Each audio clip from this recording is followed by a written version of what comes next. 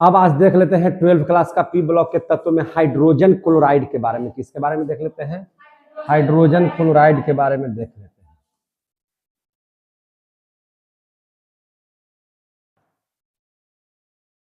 Hydrogen chloride समझे कि नहीं? जिसको आप लोग कहते हैं हाइड्रोक्लोरिक अम्ल भी बोलते हैं, ठीक है ना? इसका सूत्र होता है HCl। आज इसके बारे में हम लोग अध्ययन करेंगे, ठीक है? आज इसके बारे में हम लोग अध्ययन करेंगे क्लास 12 में। देखिए, सबसे पहले हम लोग इसको बनाने की विधि सीख लेते हैं प्रयोगशाला में। उसी को कहा जाता है विरचन। क्या बोला जाता है? विरचन। देखिए ध्यान से, आप सबसे पहले क्या ले लीजिए? Sodium chloride NaCl। क्या ले लीजिएगा? NaCl। समझे कि नहीं? NaCl को क्या कीजिए कि सांद्र सल्फ्यूरिक अम्ल में, किसमें? सांद्र सल्फ्यूरिक अम्ल में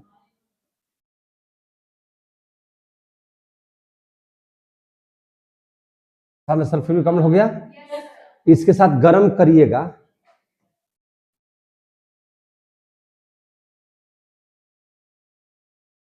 है ना? इसके साथ क्या करने पर?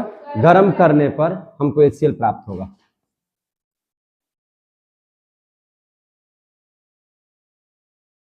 गर्म करने पर क्या प्राप्त होता है? HCl प्राप्त होती है।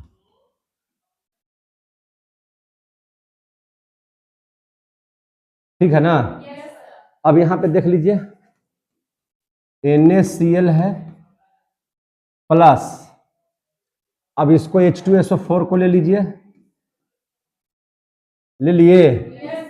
अब यहां से ध्यान से समझिएगा, इस H2SO4 को हम ऐसे भी लिख सकते हैं HHSO4, समझे कि नहीं? तो यहां से आप देखिए Cl और यहां से देखिए H, है कि नहीं? आपका क्या बन जाएगा? HCl बनेगा कि नहीं बनेगा? और यहां देख लीजिए क्या है? Na, और यहां बच गया एगो HSO4 और यहां HCl बच गया।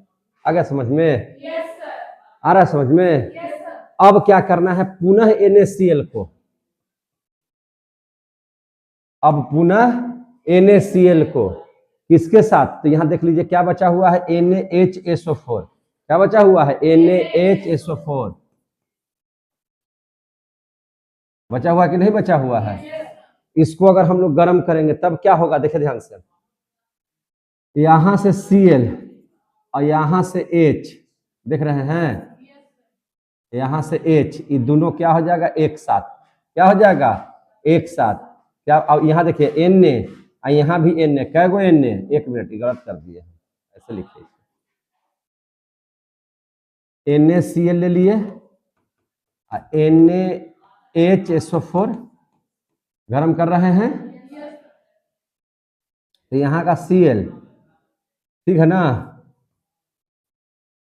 यहां से H ले लिए। तो अब Na कै गो? Na दो गो, SO4 और यहाँ क्या बच गया? HCl। समझ में आ गई बात है? तो हम लोग HCl प्राप्त कर रहे हैं कि नहीं प्राप्त कर रहे हैं? बहुत सारे बच्चे इन दोनों रिएक्शन को एक ही बार में लिख देते हैं। कैसे? जैसे यहाँ भी NaCl और यहाँ NaCl, तो 2 NaCl हो गया प्लस H2SO4, तो HHSO4 तो इसे लिख सकते हैं, H2SO4 लिख सकते हैं। अब कैसा H2SO4 होगा? कॉन्सेंट्रेट होगा, यानी कि सांद्र होगा। कैसा होगा? सांद्र होगा। इसको उच्च ताप पर, कितना? तो 823 केल्विन ताप पर। कितना ताप पर? 823 केल्विन ताप पर हम लोग क्या कर रहे हैं? गर्म कर रहे हैं।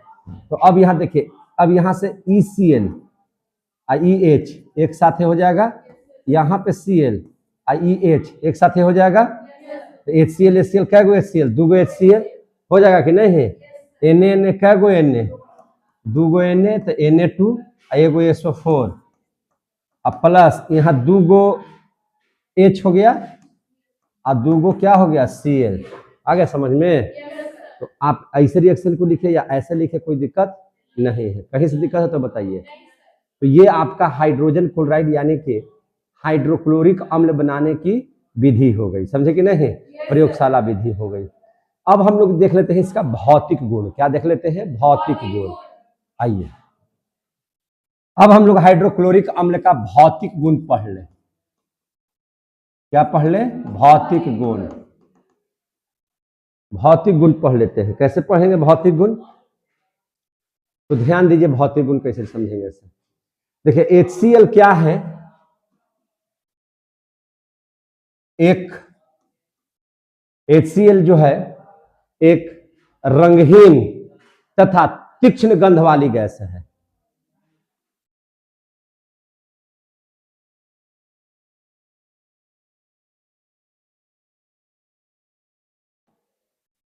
तीक्ष्ण गंध वाली गैस है। तीक्ष्ण गंध वाली क्या है? गैस है। क्लियर हो गया? कहीं से कोई दिक्कत? दूसरा इसका भौतिक गुण क्या है? तो दूसरा इसका भौतिक गुण है कि सरलता से द्रवित हो जाती है। कैसे द्रवित हो जाती है? सरलता से। सरलता से द्रवित हो जाती है। सरलता से द्रवित हो जाती है। तीसरा गुण। तीसरा गुण क्या है ना? देखिए इसको अगर और अधिक ठंडा कीजिएगा तो यह सफेद ठोस में बदल जाती है। और अधिक अगर इसको ठंडा कीजिएगा, मैं आवश्यकता से अधिक ठंडा करने पर क्या कैसा हो जाता है? सफेद कलर का, सफेद ठोस में बदल जाती है। सफेद ठोस में बदल जाती है। सफेद ठोस में क्या हो जाती है? बदल जाती है। चौथा गुण। चौथा गुण क्या है? देखिए ध्यान से। चौथा है कि हाइड्रोक्लोरिक जो माने अम्ल है, अगर वो माने गैस में, हाइड्रोक्लोरिक जो गैस है अगर जल में इसको हम डालेंगे तो खूब बढ़िया से घुल जाएगा। तो HCl जो गैस है जल में क्या है? घुल जाता है। तो घुलनशील कर देते हैं। घुलनशील है। कैसा है? घुलनशील है। समझ में आ गया बात है? अब देख लीजिए रासायनिक गुण। रासायनिक गुण। अब ध्यान से समझ लीजिए रासायनिक गुण। रासायनिक गुण समझ लीजिए। सबसे पहला इसको हम जल में घुलनशीलता देख लेते हैं। रासायनिक गुण में क्या देख लेते हैं? जल में घुलनशीलता।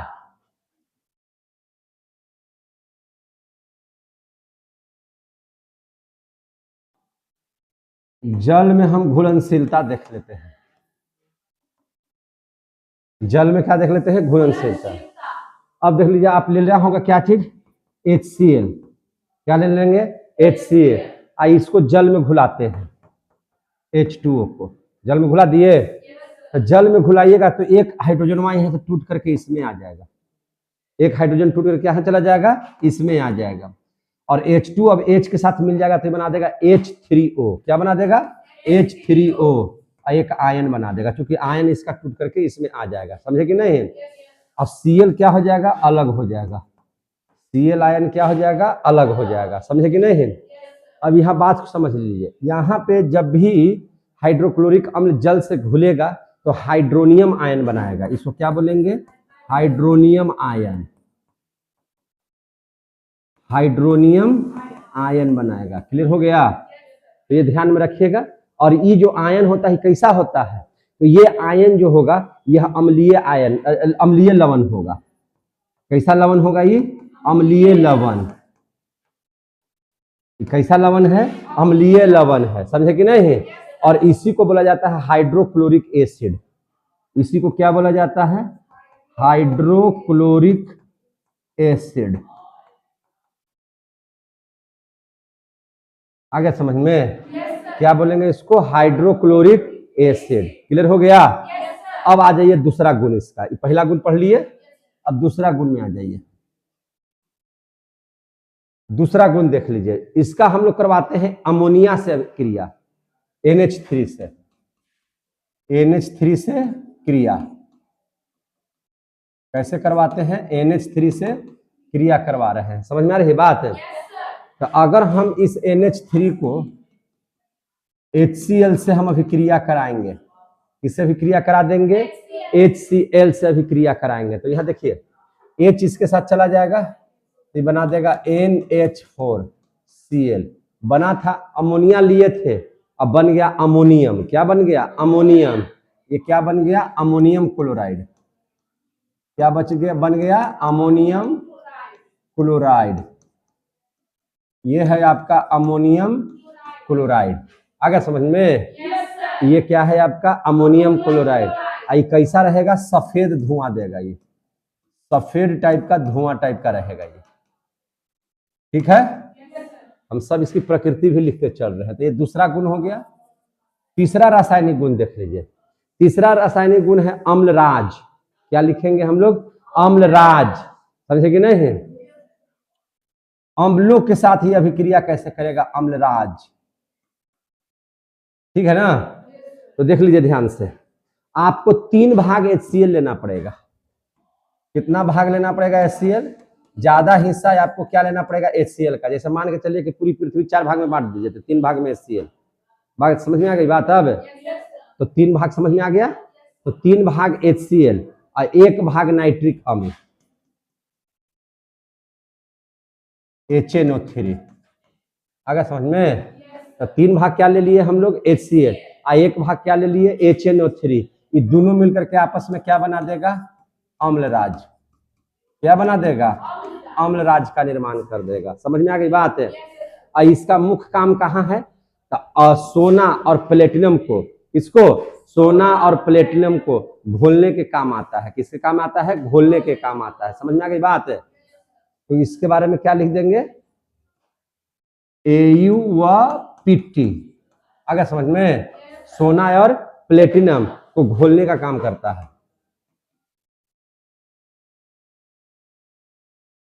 है ना, को घोलने का काम आता है।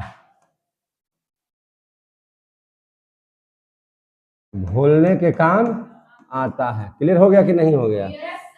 यहां तक किसी को दिक्कत? कैसे? देखिए, आप ले लीजिएगा क्या चीज? AU। समझे कि नहीं? आपको लेना होगा हाइड्रोजन आयन। क्या लेना होगा? Hydrogen ion. और क्या लेना होगा? NO3। क्या लेना होगा? NO3। और हम लोग क्लोराइड ले लेंगे ऐसे, और जब इसको घोलेंगे तो आपको बन जाएगा AuCl4। क्या बन जाएगा? AuCl4। समझ में आ रही बात? और क्या बच जाएगा? तो इसमें देखिएगा तो एक N बचेगा और O बचेगा, NO। क्या बच जाएगा? NO। और क्या बच जाएगा? 4 गो हाइड्रोजन, यानी कि 2H2O। देख लीजिए यहाँ पे 4 गो हाइड्रोजन है, तो उसको मिला करके हम लोग लिख दिए। समझे कि नहीं? और 2 गो ऑक्सीजन इसमें से ले लिए। ठीक है, 1 ऑक्सीजन इसके साथ आ गया था तो 3 गो ऑक्सीजन हो गया ना यहाँ पे। तो ये इस तरह से बनाएगा। या प्लेटिनम के बारे में देख लीजिए। प्लेटिनम का तो क्या ले लीजिएगा? प्लेटिनम का 3 अणु। कितना अणु? 3 अणु। अब बाकी सब यही रहेगा। कै गो हाइड्रोजन आयन रहेगा? तो 16 गो। कै गो हाइड्रोजन आयन रहेगा? 16 गो। ये सब याद करना होगा। NO3 कै गो रहेगा? 4 अणु इसका रहेगा NO3 का। और फिर से आपको Cl लेना होगा 18 गो। कितना? 18 गो। ये आता है परीक्षा में।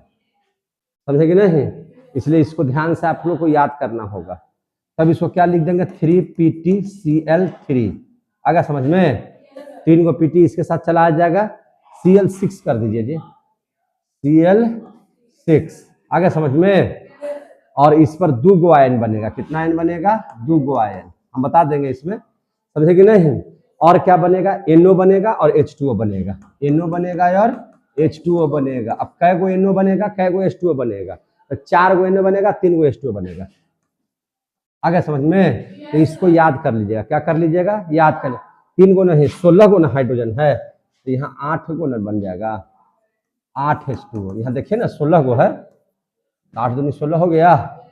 समझे कि नहीं? तो 16 गो बन जाएगा। तो ये इसको भी याद कर लीजिएगा। चौथा गुण पढ़ लीजिए। चौथा गुण है दुर्बल अम्लों के लवणों से क्रिया।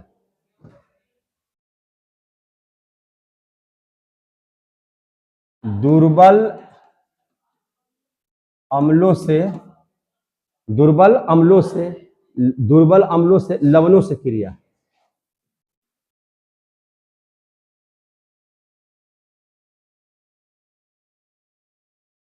दुर्बल अम्लों के लवणों से क्रिया। कोई दिक्कत? अच्छा लग रहा है देखने में? दुर्बल अम्लों के लवणों से क्रिया। अब इसको देख लीजिएगा। दुर्बल आपको लेना होगा अम्ल, तो दुर्बल अम्ल लेना होगा, है ना? तो कैसे ले लेंगे? तो पहले HCl ले लेते हैं। क्या ले लेते हैं? HCl। 2 HCl ऐसे से भी लिख सकते हैं, कोई दिक्कत है? और Na2CO3, तो Na2 और CO3 आ गया ऐसे। तो जब इसके अभिक्रिया, दुर्बल अम्ल है ना, तो इसकी अभिक्रिया करा रहे हैं, तो देखिए आपको कैसे ही होगा। तो यहाँ पे देखिए ये दोनों Cl और ये दोनों Na आपस में मिल जाएगा, तो 2 Na 2 Cl, तो 2 NaCl बना दिया कि नहीं बना दिया? बताइए जरा सा। अब बच गया H2 है गो, H2 और CO3। अब देखिए ई H2 एकरा में से एक ऑक्सीजन ले लेंगे तो जल बना देगा। इस आदमी करता है क्या कि सीधा लिख देता है। देखिए यहाँ पे H2 हो गया और CO3 हो गया ना ऐसे, तो ऐसे लिख देता है। लेकिन हम इसको ऐसे लिख रहे हैं, H2 अगर ले ले और एक ऑक्सीजन ले लें तो H2O, और यहाँ बच जाएगा CO2। बच जाएगा कि नहीं बच जाएगा? तो ऐसे को ऐसे भी लिख सकते हैं कि नहीं लिख सकते हैं? तो यही बतिया लिख रहे हैं, H2O प्लस CO2। कोई दिक्कत है? जोर से बोलिए। तो इसको ध्यान में रखिएगा। तो एक रिएक्शन इससे हो गया। अब देख लीजिए अगला क्या लिखेंगे? तो देखिए अगला में हम लोग ले लेते हैं HCl plus NaHCO3। HCl plus NaHCO3 सब दुर्बल है। ये सब कैसा अम्ल है? दुर्बल है। समझ में आ रही है बात है? तो अब यहाँ से ध्यान से समझिए, इसका Na और इसका Cl एक हो गया और बना दिया NaCl। अब देखिए H2 और CO3 है, तो बस ऐसे ही लिख देंगे H2O प्लस, हो गया। बस ऐसे ही सीखते चलना है, ठीक है ना? अब HCl 2 ले लेंगे ऐसे, HCl 2 HCl हो गया। अब देख लेते हैं NaSO3, समझे कि नहीं? कोई दिक्कत? बस वैसे बना लीजिए, NaCl तो क्या गो 2 NaCl प्लस H2SO3, तो H2O आइए को लिख देंगे SO2। क्लियर हो गया? एकदम ठीक इसी आधार पर। कोई दिक्कत है तो बोलिए हमको। तो यहाँ तक अगर पढ़ लिए तब इसका उपयोग पढ़ लेते हैं। क्या पढ़ लेते हैं? उपयोग। रासायनिक गुण भी इसका हो गया। अब हम लोग इसका उपयोग पढ़ लेते हैं। किसका? हाइड्रोक्लोरिक अम्ल का। क्या पढ़ लेंगे? उपयोग। क्या पढ़ लेंगे? उपयोग। समझ में आ गई बात है? उपयोग में क्या है? पहला आपका Cl2 है। क्या है? Cl2, NH4Cl, ये सब यौगिक है, तत्व है। तो इसको बनाने में, इसको निर्माण करने में HCl का बहुत बड़ा महत्व होता है। समझे कि नहीं? आप ले सकते हैं क्या चीज? C6H12O6 के निर्माण में किसका प्रयोग होता है? HCl का। आ गया समझ में? दूसरा क्या है? तो अस्थि कोयले के शुद्धिकरण में। किसमें? अस्थि कोयले के शुद्धिकरण में।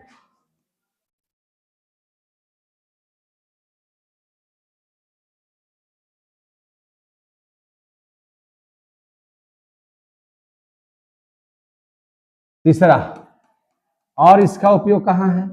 तो और इसका हम लोग पढ़ाए हैं कि कुछ नहीं आए तो लिख दीजिए कि प्रयोगशाला में अभिकर्मक के रूप में। क्या लिखना है? प्रयोगशाला में अभिकर्मक के रूप में। बस इतना याद रखिए, अभिकर्मक के रूप में। ये चीज वह सब में लिख सकते हैं, समझे कि नहीं? ये चीज सब में लिख सकते हैं, कोई दिक्कत? हम लोग पढ़ क्या रहे थे? हैलोजन। उसी में पढ़े हैं हाइड्रोजन क्लोराइड, उसी में पढ़े हैं सल्फ्यूरिक अम्ल, सब पढ़े हैं ना कल इसके पहले वाला अथी में। तो चलिए, तो अब हम लोग जो देख लेंगे अगला जो टॉपिक मेरा होगा, अब पढ़ेंगे हैलोजन के ऑक्सो अम्ल के बारे में जान लीजिए। ऑक्सो अम्ल क्या पढ़ लीजिएगा? ऑक्सो अम्ल।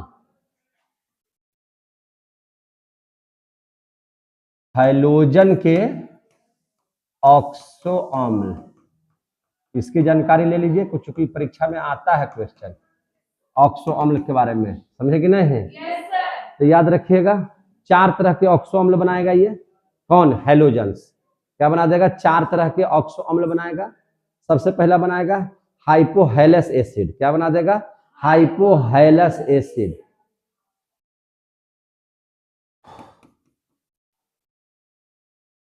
हाइपोहैलस एसिड देख रहे हैं? हाइपोहैलस एसिड जिसको बोलते हैं HOX। क्या बोलते हैं? HOX। समझे कि नहीं? और X की जगह पर वही आपका फूल कली बाहर आई अटपटी, समझे कि नहीं? और उसकी सबकी संयोजकता कितनी है? 1। कितनी है? 1। यहाँ पे देख लीजिएगा क्या लिखेंगे, इसमें X की संयोजकता कितनी है? 1। अब यहाँ पे ध्यान समझिए X क्या है, यही ना है, तो इसको याद रखिएगा, कोई दिक्कत है? अब यहाँ पे देख लीजिए X के जगह पर आप F रख दीजिए तो HOF बना देगा, बना दिया। अब यहाँ पे X की जगह पर Cl रख दीजिएगा तो क्या बना देगा? HOCl बना दिया। या इसको रख दीजिएगा तो HOBr या HOI बनाएगा। बनाएगा कि नहीं बनाएगा? है? अब इसका नाम कैसे पढ़िएगा? इसका नाम पढ़ने के लिए सीखे। क्या क्या लिखा हुआ? हाइपोहैलस। क्या लिखा हुआ? हाइपोहैलस। तो इसको पढ़िएगा हाइपोफ्लोरस। क्या पढ़िएगा? Hypofluorous acid. आगे पढ़ने हाइपोफ्लोरस एसिड। इसको क्या पढ़िएगा? हाइपोक्लोरस। Hypochlorous acid. इसको क्या पढ़िएगा? हाइपोब्रोमस। देख रहे हैं? ब्रोमस एसिड। इसको क्या पढ़िएगा? हाइपोआयोडस एसिड। क्लियर हो गया? हाइपोआयोडस एसिड। समझ में आ गया बात है? तो आपको पढ़ने के लिए भी आया कि नहीं आया? तो एक ऑक्सो अम्ल पढ़ लिए। अब दूसरा पढ़ लेते हैं हैलस एसिड। क्या पढ़ लेते हैं? Halous acid. समझे कि नहीं? था हाइपोहैलस, अभी में पढ़ेंगे हैलस खाली, ठीक है? चलिए हैलस एसिड दूसरा, हैलस एसिड। क्या पढ़ेंगे? Halous acid HOXO। HOXO। अब बाकी आप जान ही रहे हैं, इसमें X की संयोजकता 3 हो जाएगी। X की संयोजकता कितनी होगी? 3। कितनी हो जाएगी? 3। 1 3 5 7। समझे कि नहीं? 4 तरह के पढ़ाएंगे। 1 3 5 7। 1 पढ़ा दिए, अभी 3 पढ़ लीजिए। क्या पढ़ लीजिएगा? 3। इसमें एक ही गो एसिड बनता है। हैलस एसिड में एक ही गो एसिड बनेगा जिसका नाम है HOClO। बस FO नहीं, HOBRO नहीं, HOClO सिर्फ। समझ में आ गई बात है? तो इसका नाम है हैलस, तो इसको बोलेंगे क्लोरस। क्या पढ़ेंगे इसको? Chlorous acid. बस इतना ही याद रखिएगा, यही एगो बनता है इसमें, ठीक है? अब हम लोग आगे पढ़ेंगे हैलिक एसिड। अब क्या पढ़ लेंगे? हैलिक एसिड। हैलिक एसिड जिसका सूत्र हम लोग क्या लिखेंगे? तो हैलिक एसिड का सूत्र लिखेंगे HAXO2। HOXO2। समझे कि नहीं? 102। और यहाँ पे X की संयोजकता कितनी हो जाएगी? 5। समझ में आ रहा है बात है? X की संयोजकता कितनी हो जाएगी? 5। इसमें कितना तत्व, इसमें कितना यौगिक बनेगा? तो इसमें 3 ही के साथ ये अभिक्रिया होगी, एक I के साथ, Cl के साथ और Br के साथ, F के साथ नहीं, ठीक है? और क्या बना देगा? तो देखिए F खत्म हो गया तो Cl रहेगा, तो ClO2। और क्या बना जाएगा? HOBrO2, HOiO2। समझे कि नहीं? ऐसे यौगिक का निर्माण होगा। समझे कि नहीं? अब यहाँ पे क्या है? हैलिक एसिड। यहाँ लिखेंगे क्लोरिक एसिड। आ गया समझ में? इसको लिखेंगे ब्रोमिक एसिड। ये सब आपको सबसे पहला क्लास में पढ़ाया था जब P ब्लॉक शुरू किए थे, तो समझे कि नहीं? इसको पढ़ेंगे आयोडिक एसिड। क्या पढ़ेंगे इसको? Iodic acid. आ रहा है समझ में? इसको क्या पढ़ लेंगे? Iodic acid. समझ में आ रहा है बात? तो 3 तरह का पढ़ लिए, एक बार पढ़ लीजिए जिसकी संयोजकता 7 है, जिसको हम लोग कहते हैं परहैलिक एसिड। क्या पढ़ते हैं इसको? परहैलिक एसिड। आ रहा समझ में? तो इसका जो सूत्र हो जाएगा वह हो जाएगा HOXO3। HOXO3। एक्स की संयोजकता यहाँ कितनी आ जाएगी? 7। एक्स की संयोजकता कितनी हो जाएगी? 7। समझ में आ गई बात है? एक्स की संयोजकता कितनी हो जाएगी? 7। समझ में आई बात है? आई भी 3 को बनाएगा। कितना बनाएगा? 3 को। ClBrI। समझे कि नहीं? तो HOClO3, HOBrO3, HOiO3। आ गया समझ में? और नामकरण करना है तो क्या लिखे हैं?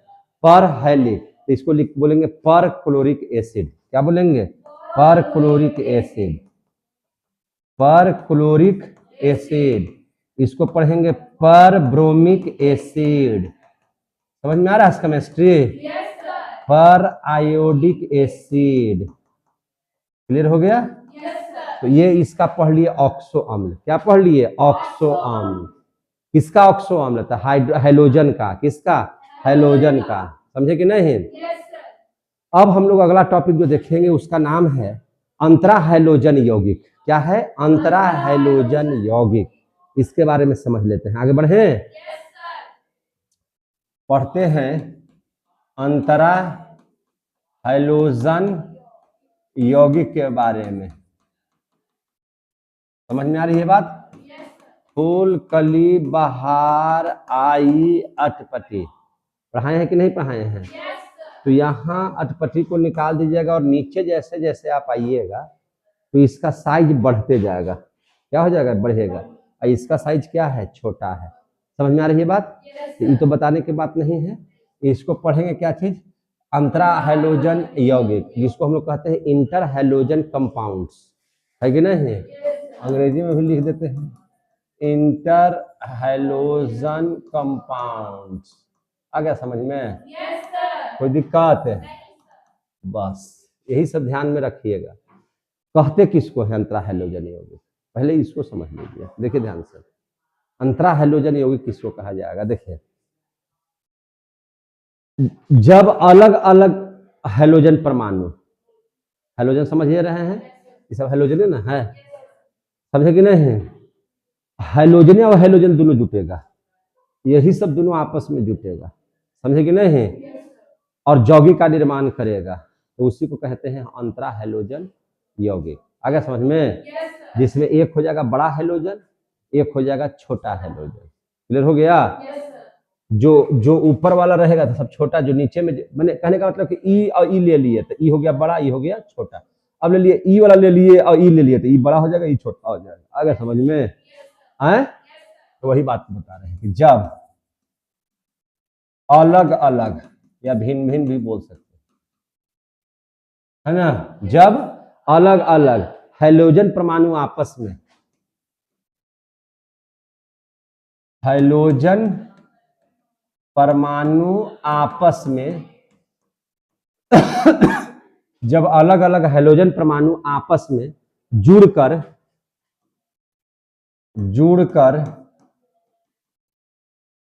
है ना किसी यौगिक का निर्माण,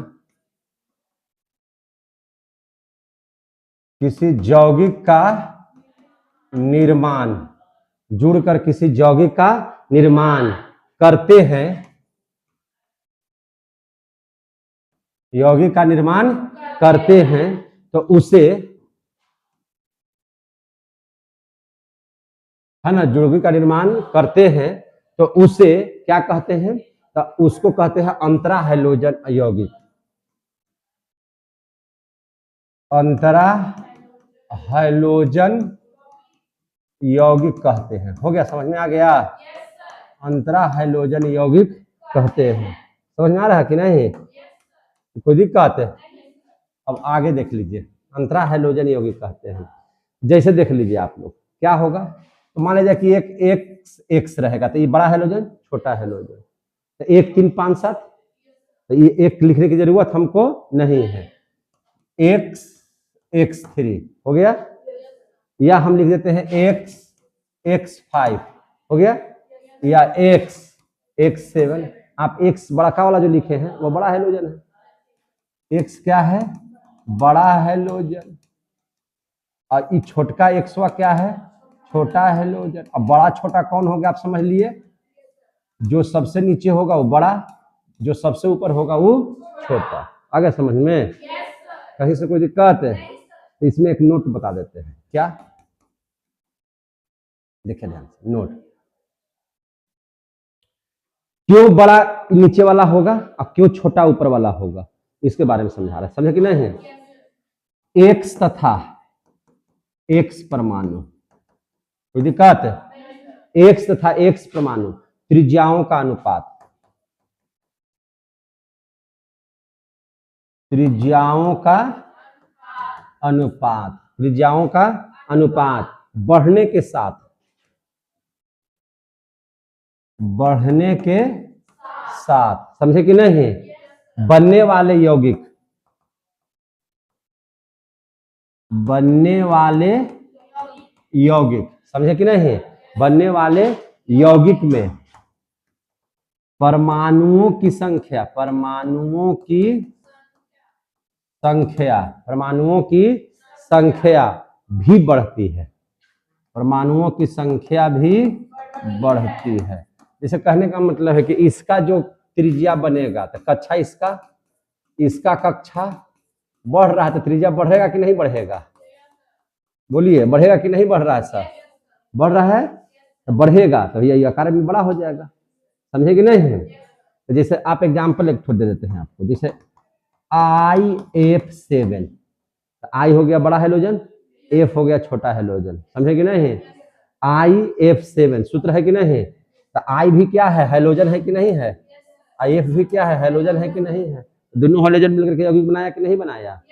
तो इस क्या पढ़ेंगे इसको? I से बोलेंगे आयोडीन, साथ है तो हेप्टा, साथ है तो हेप्टा, F है तो फ्लोराइड, आयोडीन हेप्टा फ्लोराइड, इसको पढ़ेंगे। कोई दिक्कत है? आयोडीन हेप्टा फ्लोराइड पढ़ देंगे इस IF7। समझ में आ गई बात है? अब तो समझ में आ गया कि I हो गया बड़ा वाला X। क्यों I मैंने बड़ा हैलोजन हो गया? क्योंकि I नीचे है, इसकी त्रिज्याएं बड़ी है। समझ में आ गई बात है? इसकी त्रिज्याएं क्या है? बड़ी है। अब इन सबों को, ये जो हम लोग अंतरा हैलोजन यौगिक पढ़ेंगे, इनको बनाने की विधि क्या है, विरचन का पढ़ लेते हैं। कोई दिक्कत है? मजा आ रहा है? सबको समझ में आ रहा है? बहुत अच्छा, चलिए आगे। तो अब देख लीजिए विरचन। विरचन समझ रहे हैं ना? प्रयोगशाला विधि या बनाने की विधि, समझे कि नहीं? अब क्लोरीन भी क्या है मेरा? तो हमारा हाइड्रोजन है। अब फ्लोरीन भी क्या है मेरा? हाइड्रोजन है। तो अगर हम Cl2 की अभिक्रिया किसके साथ करा दें? F2 के साथ। किसके साथ करा देंगे? F2 के साथ। कितना केल्विन ताप पर? 473 केल्विन ताप पर। कितना ताप पर? 437 केल्विन लीजिए, 73 नहीं, 437 केल्विन ताप पर। समझ में आ गई बात है? तो अगर इसका हम लोग करेंगे तो ये क्या बना देगा? देखिए यहाँ पे, अब यहाँ F आगे नहीं आएगा क्योंकि F ऊपर में है, छोटा है, Cl बड़ा हो जाएगा। समझे कि नहीं? समझाए ना? देखिए fluorine, chlorine, bromine, iodine, Cl चूंकि F से बड़ा है तो Cl आगे हो जाएगा। समझे कि नहीं? अब बना देगा ClF, तो दो है दोनों, तो 2ClF। ऐसे क्या पढ़ेंगे इसको? पढ़ाइए। तो आगे वाला को तो क्लोरीन बोलेंगे, F है तो फ्लोराइड बोलेंगे, तो इसको पढ़ेंगे क्लोरीन फ्लोराइड। क्या पढ़ेंगे? Chlorine fluoride. समझ में आ रहा होगा हमको लगता है कि क्लोरीन फ्लोराइड। समझ में आ गई बात है? अब देख लेते हैं। अब अगर हम लोग करवाते हैं Cl2Br2 के साथ, अब Br बड़ा हो गया, इसमें बड़ा हो गया, या हम लोग ऐसे लिखते हैं Cl2 है ना, अभी एक सी का साथ देख लेते हैं। यहाँ तो Cl2 और F2 करवा लिए। अब हम लोग क्या कर लेते हैं कि यहाँ Cl2 और 3F2 रखते हैं। क्या रखते हैं? 3F2। तभी क्या बना गया? और ताप टेम्परेचर को बढ़ा देते हैं, 575 केल्विन ताप कर देते हैं, तभी क्या बना देगा? 2ClF3। क्या बना देगा? 2ClF3। नाम बताइए। तो इसका नाम हो जाएगा क्लोरीन टेट्राफ्लोराइड। क्या नाम हो जाएगा? Chlorine tetrafluoride. आ रहा है समझ में? टेट्राफ्लोराइड। कोई दिक्कत? बोलिए ना जी। अब बताते हैं I2 + Cl2। क्या ले लेते हैं, I2 ले लेते हैं और Cl2 ले लेते हैं, इसके भी क्रिया कराते हैं। तो 2ICl, I आगे आ गया तो समझ में आ गया आपको, यहाँ Cl आगे था, यहाँ Cl पीछे होगा, क्यों, क्योंकि I और नीचे है, जितना नीचे रहेगा वह उतना ही बड़ा हेलोजन हो जाएगा, समझे कि नहीं। तो 2ICl, नाम बताइए, आयोडीन क्लोराइड, क्या पढ़ेंगे इसको, आयोडीन क्लोराइड। क्लियर हो रहा है तो बोलिएगा। अब यहाँ देख लीजिए I2 प्लस, अब क्लोरीन को यहाँ पे बढ़ाते हैं अणु की संख्या और कर देते हैं 3Cl2, क्या कर देते हैं 3Cl2, तो क्या बना देगा 2ICl3 बना देगा, बना देगा। इसको क्या पढ़िएगा, आयोडीन टेट्रा क्लोराइड, क्या पढ़िएगा, आयोडीन टेट्रा क्लोराइड। समझ में आ रहा है तो बोलिएगा, कोई दिक्कत। अब इसका गुण पढ़ लीजिए, पूरा जो है अंतरा यौगिक का गुण, समझे कि नहीं। तो गुण क्या है, तो सब आपस में जुड़ रहे हैं और यौगिक का निर्माण कर रहे हैं, तो सहसंयोजक बनाते हैं। तो यह कैसा होते हैं, सहसंयोजक होते हैं। पहली बात, गुण इसका क्या है, सहसंयोजक होते हैं, सहसंयोजक होते हैं, हो गया। दूसरा, सहसंयोजक होते हैं, प्रतिचुंबकीय होते हैं, क्या होते हैं, प्रतिचुंबकीय होते हैं, प्रतिचुंबकीय होते हैं। तीसरा गुण है कि नहीं, क्या है, तो आप देखिएगा ClF के अतिरिक्त जितना भी है, ClF यहाँ, इसके अतिरिक्त जितना भी है सभी वाष्पशील ठोस होते हैं। कैसा होते हैं, वाष्पशील ठोस या द्रव होते हैं। ये क्या है, गैस, ये क्या है, गैस। ClF खाली गैस है, बाकी सब के सब वाष्पशील ठोस का मतलब होगा कि गर्म कीजिएगा ठोसवा को तो वाष्प में बदल जाएगा, समझे कि नहीं, या द्रव होते हैं। समझ में आ गई बात है। तो ClF के अतिरिक्त, ClF के अतिरिक्त, समझ में आ गई बात है, शेष सभी क्या होते हैं, वाष्पशील ठोस या द्रव होते हैं। क्लियर हो गया कि नहीं हो गया। तो यानी कि ClF क्या है, तो ये गैस है, ये क्या है, गैस है। समझ में आ गई बात है। चौथा गुण, जल अपघटन करवाइएगा। जल अपघटन का मतलब क्या हो गया, तोड़िएगा जल के साथ। कैसे तोड़िएगा, जल के साथ। समझ में आ गई बात है। तो देखिए ध्यान से, जब जल के साथ तोड़िएगा तो हम मान के चलिए कि हम ले लेते हैं हेलोजन X और X, समझ में आ रही है बात, बड़ा हेलोजन छोटा हेलोजन, समझ में कि नहीं। और जल के साथ H2O, ऐसे भी लिख सकते हैं H2O को, समझ में आ रही है बात है। तो यहाँ से छोटा वाला हेलोजन H के साथ अभी क्रिया करेगा तो HX बना लेगा, क्या बना लेगा, HX। अब बच गया HOX, क्या बना देगा, ये बना देगा HOX और प्लस यहाँ क्या बना देगा, HX। आ गया समझ में। तो इसको भी आप ध्यान में रखेंगे, कोई दिक्कत है तो बोलते जाइएगा। मजा आ रहा है सबको। तो ये हो गया। अब इसका उपयोग कहाँ कहाँ है इसको समझ लीजिए, है कि नहीं। अंतराय हैलोजन यौगिक का उपयोग कहाँ है उसको समझ लेते हैं। उपयोग देख लीजिए, है ना, विलायक के रूप में। किसमें, विलायक के रूप में, विलायक के रूप में इसका उपयोग करते हैं, पहला। दूसरा इसका उपयोग कहाँ करते हैं, दूसरा उपयोग इसका कहाँ करते हैं, तो दूसरा उपयोग इसका होता है फ्लोरोनीकरण में। किसमें, फ्लोरोनी कारक के रूप में, फ्लोरोनी कारक के रूप में, फ्लोरोनी कारक के रूप में। तीसरा इसका उपयोग कहाँ होता है, तो यूरेनियम, है ना, हेक्साफ्लोराइड UF6 के उत्पादन में, समझे कि नहीं, UF6 के उत्पादन में। इसको क्या पढ़ेंगे बताइए तो, इसको पढ़ेंगे यूरेनियम हेक्साफ्लोराइड, यूरेनियम हेक्साफ्लोराइड। समझ में आ गई बात है। एक चीज ध्यान में रखिएगा, आपको ये जो है ना यूरेनियम हेक्साफ्लोराइड, तो इसका हम लोग ऐसे लिख सकते हैं कि UF6 के उत्पादन में, इसको हम लोग लिख सकते हैं कि इसके संवर्धन में, इसको भी ऐसा भी लिख सकते हैं यूरेनियम के संवर्धन में, यूरेनियम के संवर्धन में। समझ में आ गई बात।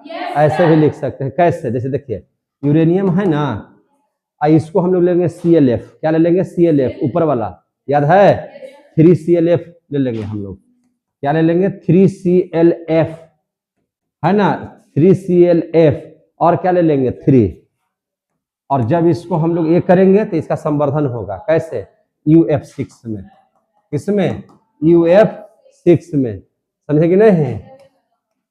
ऐसे तो इसके संवर्धन में भी इसका उपयोग हम लोग करते हैं। समझ में आ गई बात है? तो ये वाला टॉपिक आपका समाप्त हो गया। ठीक है, अब हम लोग अगले क्लास में मिलेंगे। तब तक के लिए जय हिंद, है कि नहीं? जय भारत। समझ में आ गई बात है? चलिए, समझ में आया सबको बढ़िया से?